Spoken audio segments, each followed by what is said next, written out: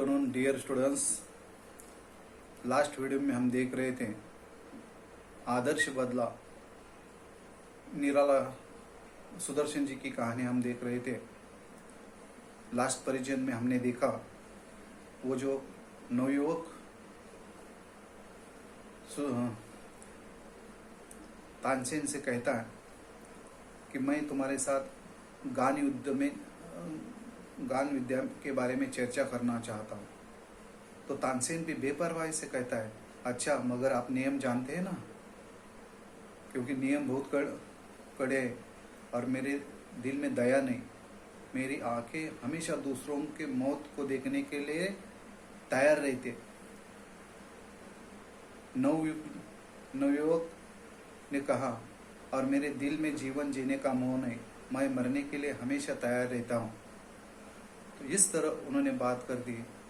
और जब भी इन दोनों की बात हो रही थी उस समय उस सिपाहियों को हथकड़ी की याद आई, क्योंकि अब तक सिपाही उसके भक्त बन चुके थे। उसके ना अपने आप की सूझ नहीं थी, ना हथकड़ियों की सूझ नहीं थी, या राजा के हुक्म की सूझ नहीं थी, या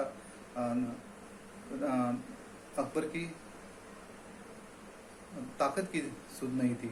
जब दोनों में तानसेन और बिरजू के बीच बात हो रही थी उस समय उनको अपने आप की सुधि आई और उन्हें उसे हथकड़ियाँ पहना दी।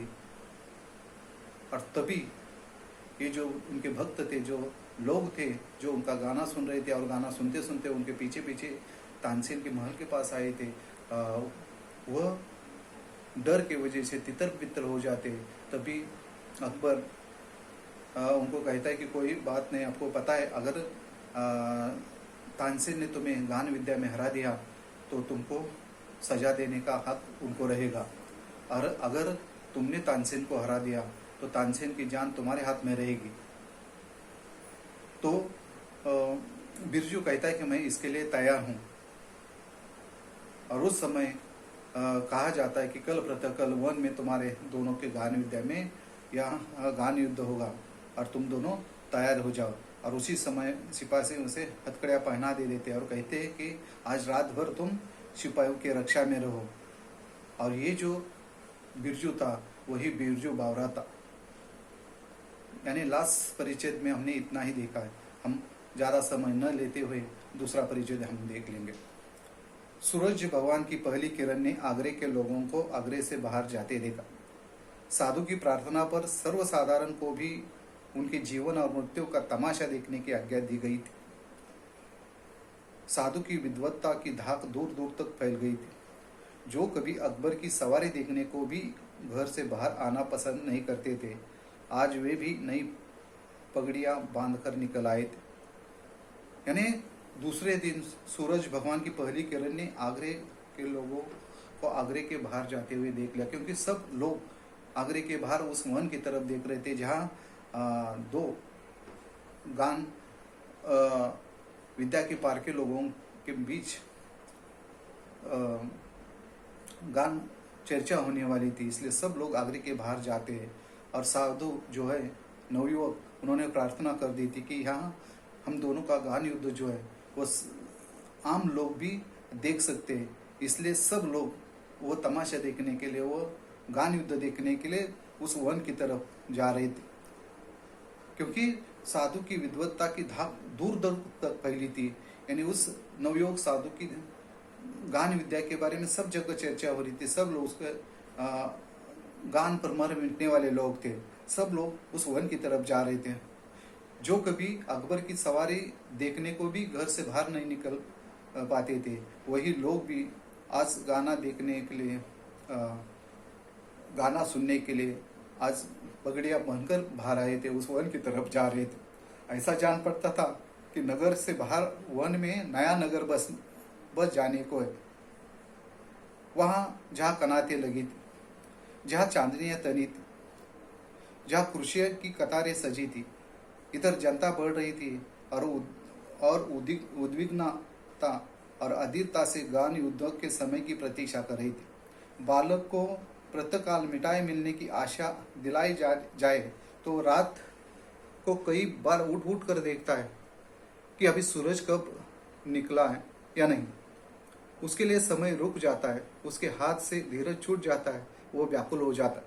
यानी इस तरह ऐसा जान पड़ता था कि आज आगरा के बाहर एक नया नगर बसने जा रहा है, क्योंकि सब लोग उस वन की तरफ जा रहे थे, क्योंकि वह सब लोग आज गान युद्ध देखने के लिए वहां जा रहे थे।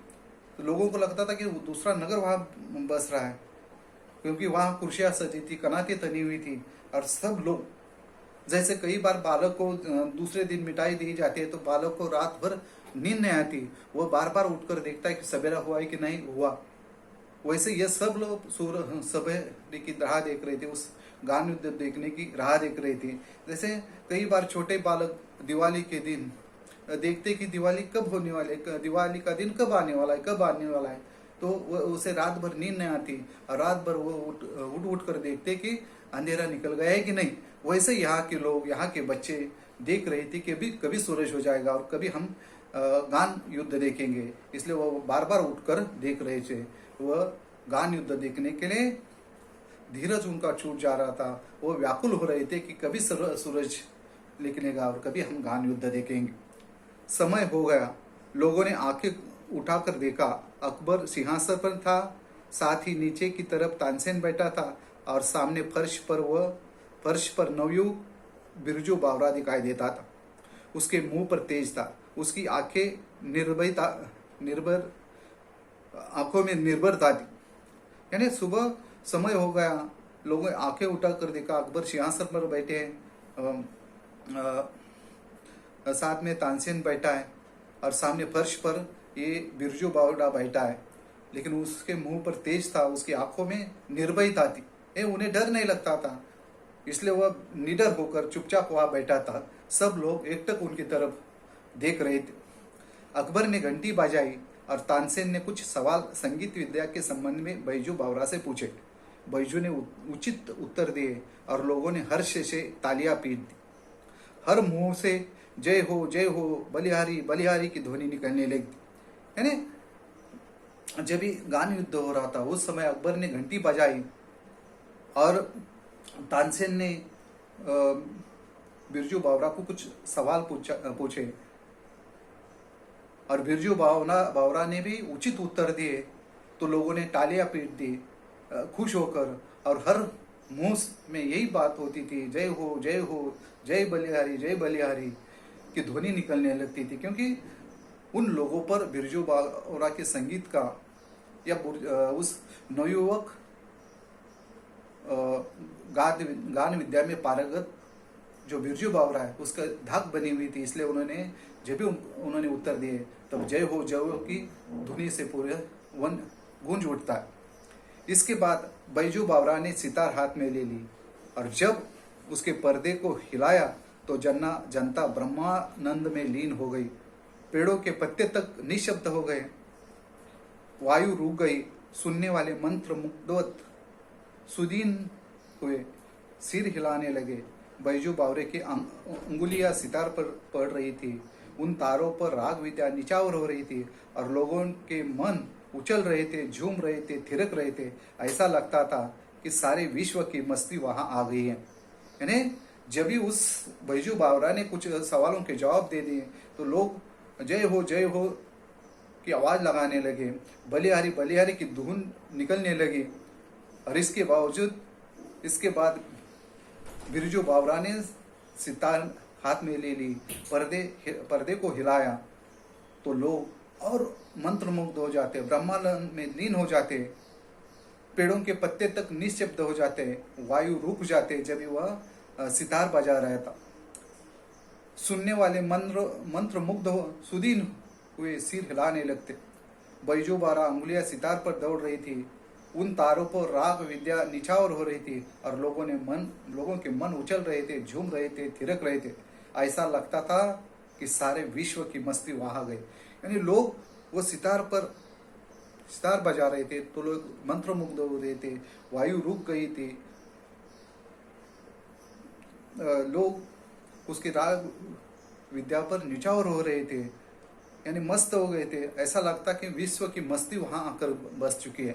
यानी इतने लोग तल्लीन होकर इतने अपने आप को भूल गए थे, इतने खुश हो गए थे उसके वीणा की तार छिड़ने के बाद, उसका सतर सुनने के बाद तल्लीन हो गए थे। लोगों ने देखा और हैरान रह गए।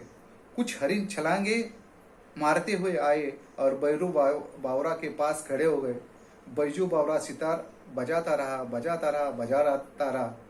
वे हरिन सुनते रहे, सुनते रहे, सुनते रहे और दर्शक ये असाधारण दृश्य देखते रहे, देखते रहे, देखते रहे। यानी उस सितार सुनकर लोग तो तल्लीन हो गए थे, लेकिन वन में रहने वाले जो हरिन है वो बिरजू बावरा के पास आकर खड़े हो गए और वो सतार सुनते रहे और वो बजाता रहा, बजाता रहा। हरिन सतार सुनते रहे, सुनते रहे, इतने तल्लीन हो गए कि यहाँ के जानवर भी उनकी सतार सुनने के लिए वहां आ पहुंचे थे। और ये दर्शक जो है वो असाधारण दृश्य देख रहे थे कि उनकी सतार सुनकर, उसकी सतार की ध्वनि सुनकर जंगल में रहने वाले हिरन भी उनके सतार सुनने के लिए आ पहुंचे। वो भी अपनी सूधी बुद्धि खो बैठे थे। हरिन मस्त और बेसुध थे। बैजू बावरा ने सितार हाथ से रख दी और अपने गले से फूल मालाएं उतार कर उन्हें पहना दी। फूलों के स्पर्श से हरिन को सुध आ गई और वे चौकड़ी भरते हुए गायब हो गए। बैजू ने कहा, तानसेन, मेरी फूलमालाएं यहाँ मंगवा दे, मैं तब जानूं कि आप राग विद्या जानते हैं। यानी इस तरह हिरन मदमस्त होकर सुन रहे थे, इतने सुन रहे थे वो अपने आप को भूल गए थे। यानी वो लोगों के बीच है ये भी भूल गए थे। जब उसका सतार बजाना बंद हुआ और उन्होंने जो अपने गले में जो फूल मालाएं थी वो फूल माला उस हिरन के गले में डाल दी, तभी वो उसकी सुधि में आ गए, होश में आ गई। तो वो हिरन चौकड़ा भरते हुए वन की ओर भाग गए। और उसी समय बिरजू बावरा उस तानसेन से कहता है कि तानसेन, देखो मेरी फूल मालाएं मुझे वापस कर दो, या मेरी फूल मालाएं मंगवा दे, तब मैं जानूं कि आप राग विद्या में कुछ जानते हैं। यानी आप पे राग विद्या इतनी है, आप राग विद्या में इतने निष्णात हैं, तो आप इतना ही कीजिए कि जो हिरन गले में फूल मालाएं लेकर गई है वो फूल मालाएं मुझे वापस कर दो, तो मैं समझ लूंगा कि आप विद्या में, गान विद्या में निष्णात है, और वह फूल मालाएं मुझे लाकर दे दो।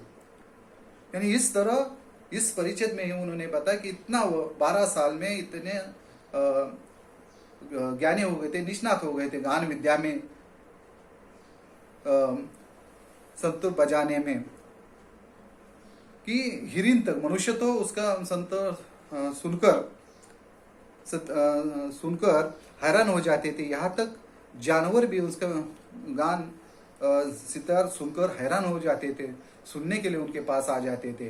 और वही हिरन जब फूल मालाएं उसके गले में डाल दी तो वो फूल माला देखकर वो जंगल में भाग जाते और वह बिरजू बावरा तानसेन से कहता है कि ये फूल मालाएं मुझे लाकर दे दो। इन इस तरह इस परिचय में बताया। इसके ऊपर हम कुछ स्वाध्याय के लिए कुछ प्रश्न देख लेंगे।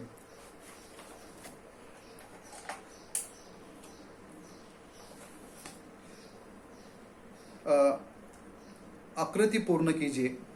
गान युद्ध के लिए दरबार की ओर से घोषित शर्तें। गान युद्ध के लिए दरबार की ओर से घोषित शर्तें क्या थी? गान युद्ध के लिए दरबार की ओर घोषित शर्तें: एक, अगर नौजवान साधु हार गया तो तानसेन को उसे मार डालने तक का पूर्ण अधिकार रहेगा। दूसरी घोषित शर्त क्या थी? अगर तानसेन हार गया तो तानसेन का जीवन नौजवान साधु के हाथ में रहेगा। यानी इस तरह 2 शर्तें उन्होंने रखी थी। दूसरा,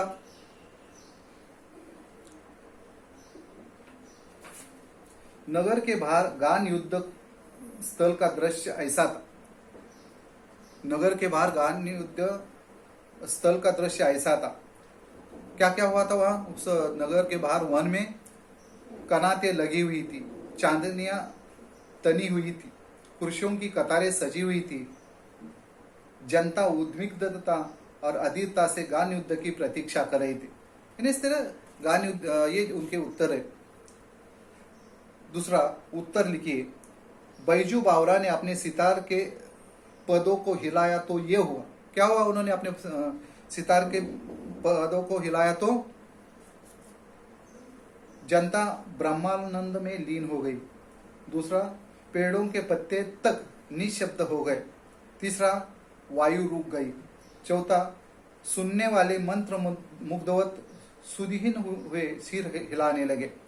यानी इस तरह उसने जब ये पदों को हिलाया तो इस तरह ये उत्तर है उसका।